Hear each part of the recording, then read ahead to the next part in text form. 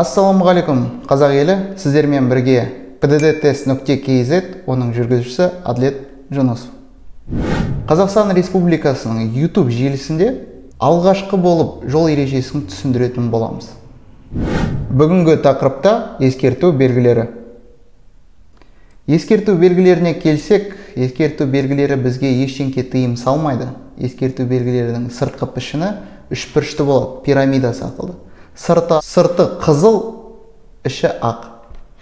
Ішінде қандай сурет салынып тұр, соны сіздерге ескертеді. Қандай қауіптілік бар екенін.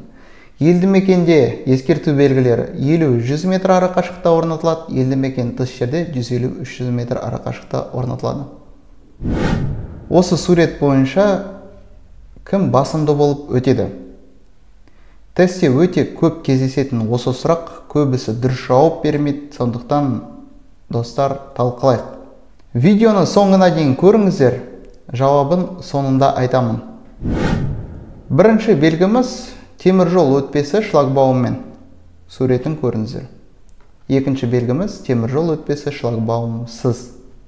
Шлагбаумы жоқ кезде осындай белгі орнатылады, міне пойыздың суреті тұр. Енді қараңыздар, келесі белгіге көшейік. Бір жолды темір жол, көп жолды темір жол. Шлагбаумы жоқ темір жол өтпесінде бізге қосымша осы екі белгіміз орнатылатын болады. Келесі белгілер ол темір жол өтпесіне жақындау. Бір сызығымыз бізде 50 метрді білдіреді. Сонымен үш сызық болса қанша метр болады? Әрине 150 метр. Сондықтан бұл белгілер жолдың оң жақ шетінен және сол жақ шетінен орнатылады. Қалған ескерту белгілер тек жолдың оң жақ шетінде орнатылады. Сонымен бір сызық болса 50 метр, екі сызық болса 100 метр, үш сызық көрсеңіздер 150 метр сіздерге темір жол өтпесіне жақындағандарыңызды ақпарат етеді. Трамвай желісімен қиылысу. Осы белгіні көргенсің, сіздер қиылыса трамвайға жол беру тиіссіздер. Тең мағыналы жолдармен қиылысу. Осы белгіні көрсеңіздер, жаттап алыңыздар, скриншот жасап қойыңыздар. Себебі бұл белгіні көргенде елді мекенде 50-100 метрден кейін оң жақтағы көлікке жол бересіздер.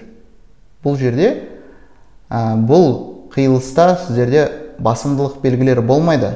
Тең мағыналы қиылыс болады, оң жақтағы көлікке жол бересіздер. Келесі белгі шеңберлі жүріс. Енді сіздерге ескертеді, шеңберлі жүріс басталатын. Келесі белгіге көшсек. Бағдаршамның реттеуі. Әрине сіздерге ескертеді, бағдаршам сіздерден 150-100 метрден кейін басталатын. Сондықтан жылдамдықты азайту керек, мүмкін сізде қызыл шам жануы мүмкін. Ашылатын көпір. Енді біздің Қазақстанда көпірлер ашылмайды. Сондықтан бұл белгілерді сіз Қазақстанда көрмейсіз. Және де орыс тілінде айтқанда разводной мост и паромная переправа дейді. Жағалауға шығу. Өзен, көл жағасында сіздерде қауіптілік бар екенін ескертеді. Қауіпті бұрылыс, қауіпті бұрылыстар. Екі белгінің айырмашылығы оң жақтағы суретте бізде бір бұрылыс бар, сол жақтағы суретте бірнеше бұрылыс бар екенін ескертеді. Тік еңіс және тік өрлеу. Осы белгіміз көбінесе таулы жерлерде орнатылады, және де тік өрлеу деген белгіміз биіктікке көтерілген кезде басымдыққа ие. Келесі белгілер тайғақ жол, тегіс емес жол, жасанды бұдырлық. Ескерту белгілерінің бірінші бөлімі аяқталды. Екінші бөлімін көргілеріңіз келсе, біздің YouTube парақшамызға тіркеліңіздер және де қоңырауға басып комментария жазыңыздар. Сіздермен бірге болған pddtest.kz сайтының жүргізушісі Адлет Жүнісов. Келесі кездескенше.